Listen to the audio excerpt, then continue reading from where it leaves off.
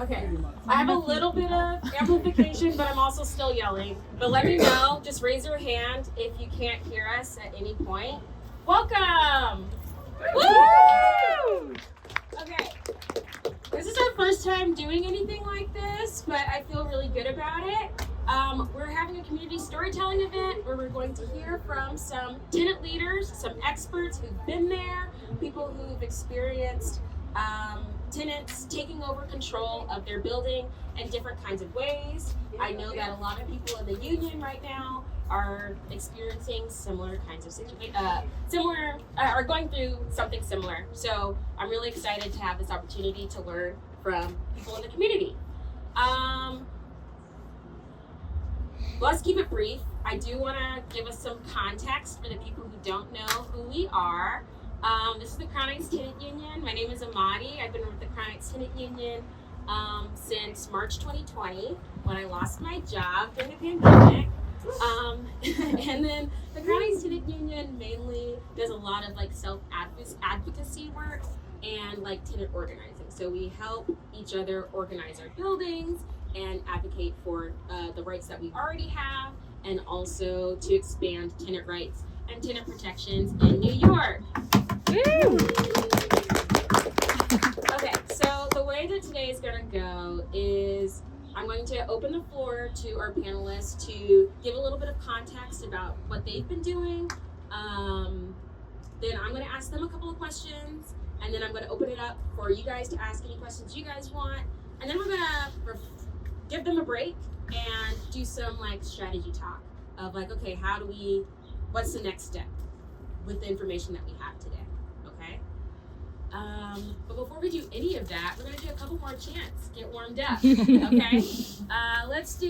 We're fired up, we won't take it no more, we're fired up! Won't take it no more! We're fired up! Won't take it no more! We're fired up! Won't take it no more! We're fired up! Won't take it no more! We're fired up! Won't take it no more! Ain't no power like the power of the people, cause the power of the people don't stop. Say what? Ain't no power like the power of the people, cause the power of the people don't stop. Say what? Ain't no power like the power of the people, cause the power of the people don't stop. Say what? Ain't no power like the power of the people, cause the power of the people don't stop. Okay. Woo! All right, so we're just gonna go down the line. I'd love to give you guys some time to just share a little bit about, introduce yourself, give your name, give your organization, and tell a little bit about what fight that you've been in your building. Hey y'all, my name is Chelsea. Can you hear me? No, I Test. Test. Oh, try to talk. Oh, it's not picking up back there. Can you hear me now? Is it better without the mic? Yeah? Well, my name's Chelsea. I'm with New Economy Project. I use she, her pronouns. At New Economy Project, we co-founded and co-lead the New York Community Land Initiative, and that's a coalition of community land trusts across New York City that are working to work with tenants to take land off speculative market and create more ownership opportunities for folks. No, she ain't gonna work. My name is Lynette. I'm a tenant at 248 Arlington. Our building went through a struggle, and thank God the CLT helped us out where we was able to take ownership of our building.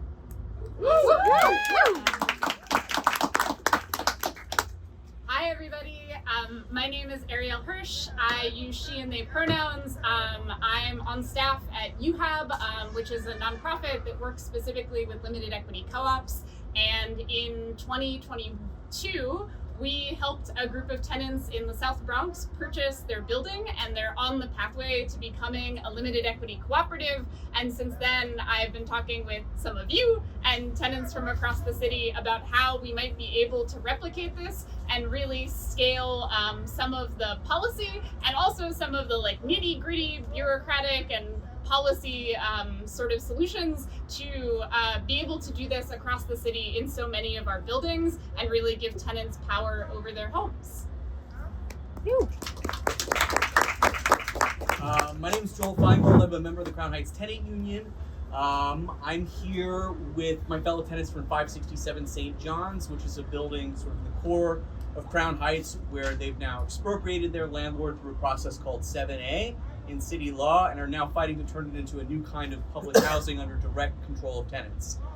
So more about that later. Hey everyone, my name's Sean Snow. I'm on staff at the East New York Community Land Trust. We're nonprofit based in East New York Community Land Trust, working with tenants to help take over their buildings and own their buildings and be placed on a community land trust. 248 Arlington was the first building to join the CLT. We completed the purchase back in February of 2024. And it was huge because they'd been going through a lot of problems with the landlord, as Lynette mentioned, and it was the first time in the city that the CLT has privately purchased a building. So we're now on the pathway to rehab the building and convert it into a limited equity co-op.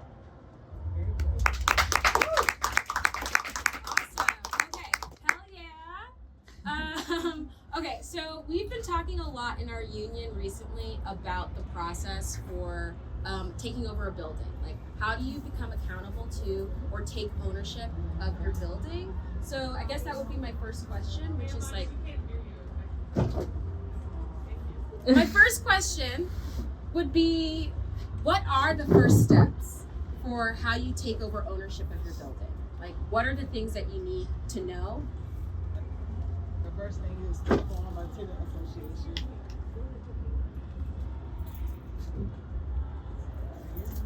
No, it's okay.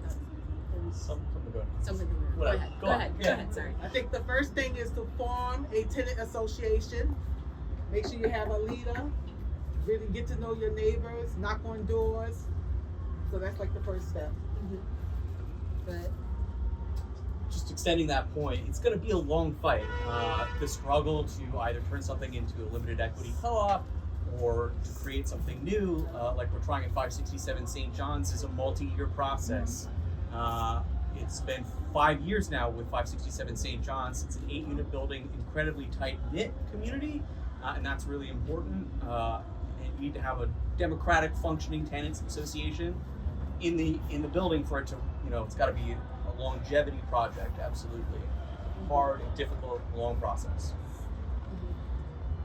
I can add maybe a little bit about like what the mechanics of some of that process look like, where there's also tenants are organized, we're in our buildings, we're fighting against our landlords, we're doing all the things that we need to do to build tenant power and create good democratic governance internally. And then the process of purchasing a building means that we have to butt up against all of these other structures and bureaucracy, this like red tape, these insane rules that like no one knows about, which are just as asinine as understanding the ins and outs of rent stabilization, which is to say that like working people can do this and navigate it, but it's hard.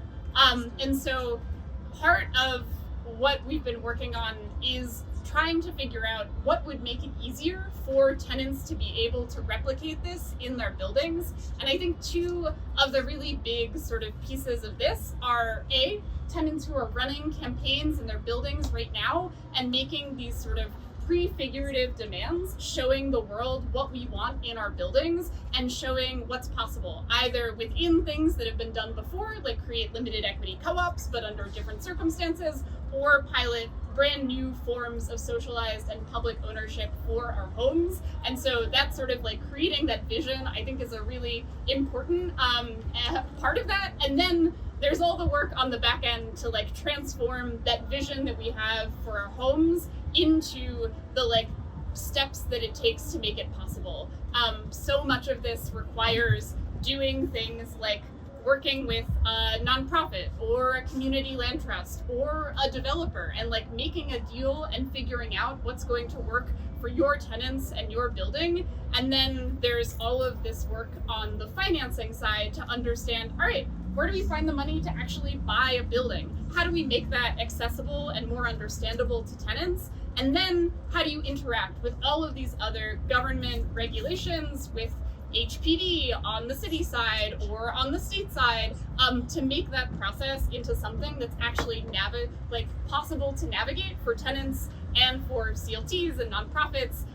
And so I can go into more later, but I'll stop there and to say that like the next step is kind of to think about translating that vision and demand into the sort of like specifics of making it possible.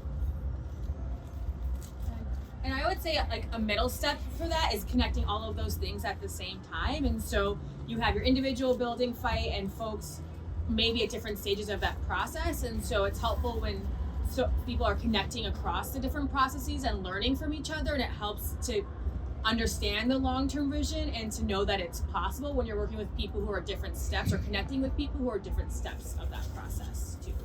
I think echoing that, like it is a really long process. I know with 248, some things went fairly quickly in terms of, I mean, the building, tenants have been organizing for a really long time, but getting to the negotiation table and buying the building and forcing the landlord's hand happened relatively quickly in like the grand scheme of things. But going through the whole process, like rehabbing and actually becoming a limited equity co-op, like what happens in a CLT, takes many years. And I think to what Chelsea was saying, managing expectations and really understanding the whole picture every step of the way is really important. I think also echoing what Ariel said about partnering. Not everyone is gonna maybe want to become like a limited equity co-op, but like in CLT's case, working with CLT is really important on like the financing side, because it's something that can really make things like fall apart, not having everything be like super buttoned up, and not just thinking about the financing during the acquisition, but if the building's going to be rehab, how that plays into the acquisition financing, and when tenants hopefully get to buy their homes, how that also plays. Like it's all really connected over like, it could take many years, but understanding that whole how finance kind of works like across the whole timeline, really important. Just like one point on the nitty gritty is, you need to create a material crisis to even have the possibility to either expropriate the landlord, to have them removed from ownership or management, or to buy the building, right? So, stemming from, this key point, the first principle is organization. The first principle absolutely is organizing all your neighbors and having a democratic union and fighting for all your demands. Frequently those demands will be, we need repairs, we need rent reductions, right? A lot of these slumlords won't give you repairs or rent reductions, right? And so if you hold out long enough, if you're organized enough, like many locals of our NYC Tenant Union been on strike for years, right? Eventually a small landlord may run out of money, right? And could be in foreclosure. That creates the opening, right? Or they have so many fines. Rohit is very fond of this example. They have so many fines, right? That you should force the political actors to say, hey, your building is worth less than the amount of fines that you owe, and the city's going to take it over, right? So yeah. No, I wasn't interrupting. So in between organizing and turning Test? in between organizing and fighting for the immediate demands and this long-term vision, you need to be thinking about material leverage. So yeah. I'm gonna add one more point on that, which is that Joel's point is spot on, and it's kind of asking us to rethink so many of the factors that go into running our tenant associations already. When we rent strike because we want repairs, because it's not worth it to pay a slumlord for awful conditions, we're creating a set of demands and we're building towards them using the leverage to exert power over the landlord. This is a process of both adding a demand, which is give the building to the tenants either through that expropriation process or through sell it and the tenants will buy it. And it's thinking about all those other pieces of existing campaigns that can be reused as leverage towards this new demand. And so thinking strategically about the leverage that you've already built or are building in your tenant association around repairs and conditions, around illegal rent hikes, around messing around with city and state programs like 421A or MCIs and those kinds of things. All of those things, any kinds of legal case, all of that is leverage. And it's giving you the leverage to both waste the landlord's time and waste their money. And this is the thing that kind of pushes them to the brink of what's possible under the way that they're operating and opens up, I think, some of these other possibilities. I was also going to add that I think going off what Joel and Ariel were saying, at least on the organizing front, being really, I think, strongly organized and united at the the very beginning is really important because the organizing really never stops. It's in the case of like with CLTs, for example, where, you know, it's not like the building, you know, CLT and tenants buy the building and then it's kind of like buttoned up and everything's like kind of like good forever. But, you know, for on one really practical end, you know, the tenants are going to own their building and as a limited equity co-op, which means that they own it together. And decision making as a group is really, really hard. And I think being organized at the beginning, especially when it's around very, very clear material needs and material needs, sets a really strong base, like long term in like 15 years when you guys, you know, have owned the building for like 10 years or whatever, and have been able to kind of work through some of the kinks, some of the really hard kinks together. So I think that's one thing where like the organizing that has to really stay consistent and has to adapt also, where it's very different organizing the building as a co-op and being organized in that front versus organizing against your landlord, obviously, who is, you know, a slumlord trying to, you know, extract you for all your wealth.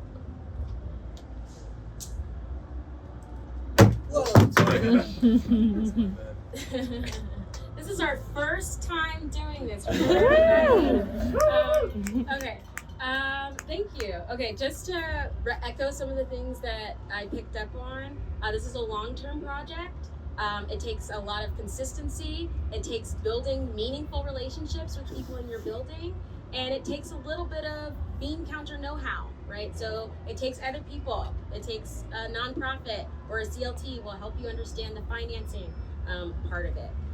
One other thing that multiple people kept talking about is like the long-term vision, right? It's about like coming up with demands and reinforcing those demands, but also coming up with a long-term vision and reinforcing that vision. So I guess my second question would be like, what did this building, your tenant campaign, teach you about that vision? Like, what is your vision, your long-term vision for neighbors in your street or in your building? And what did your fight teach you about that vision? And that could be for anyone. I mean, I'll speak to this for 567 St. John's, of which I'm not a tenant. I live down the block at 805 St. Mark's, which is also a CHT member building.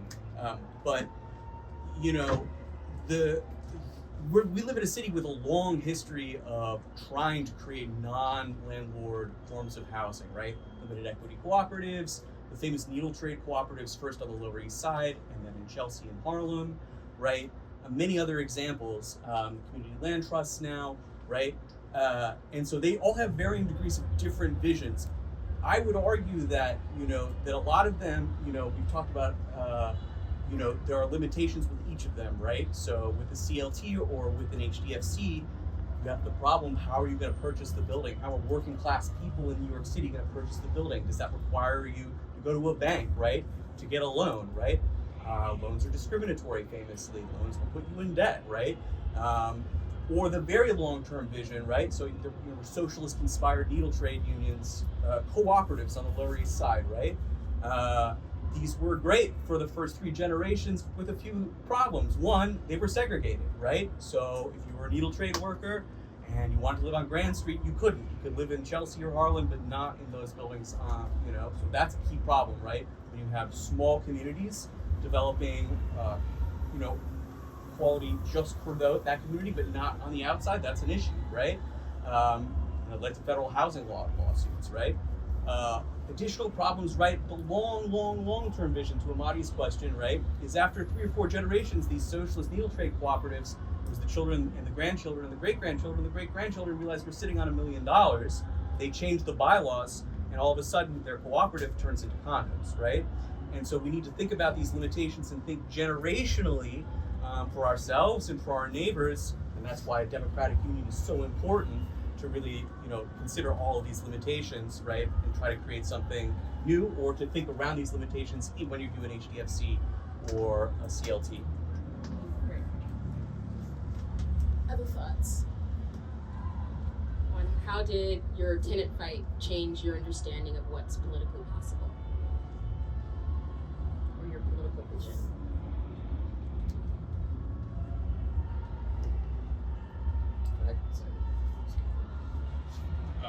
this isn't necessarily, I'm not a tenant at 240 Arlington, but I guess thinking about East New York CLT and CLTs as a whole, I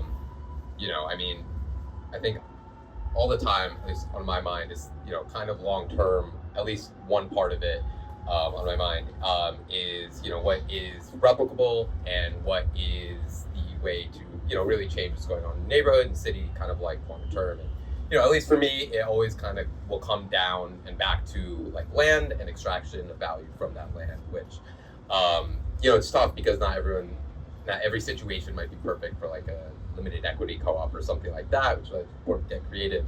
But the idea, at least with CLT, why I joined CLT, is that there needs to be some sort of, action and plan to remove land from the speculative market, really. And whatever way that is, whether it's through HFC co-ops or through mutual housing associations or through whatever it is, that is kind of like the end goal in my mind, else everything will just continue to get replicated. So I think that sort of like longer term political theory is, I think, what I'm always thinking about.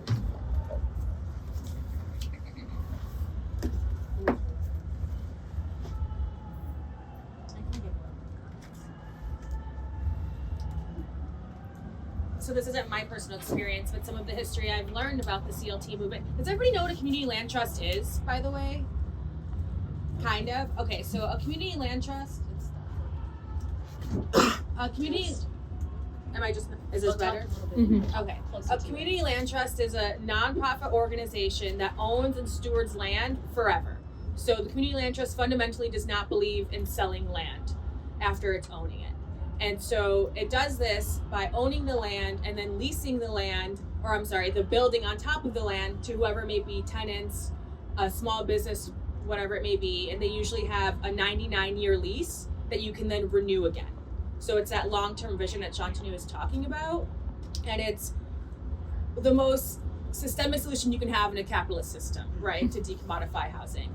And the CLT movement started in the 50s and 60s from fights against Robert Moses, but the New York Community Land Initiative, this coalition, was formed in 2014, in part by Picture the Homeless, which was an organization of people experiencing homelessness, and they were doing a vacant lot count, and they said, we could live in on this land, this vacant land, we could live here.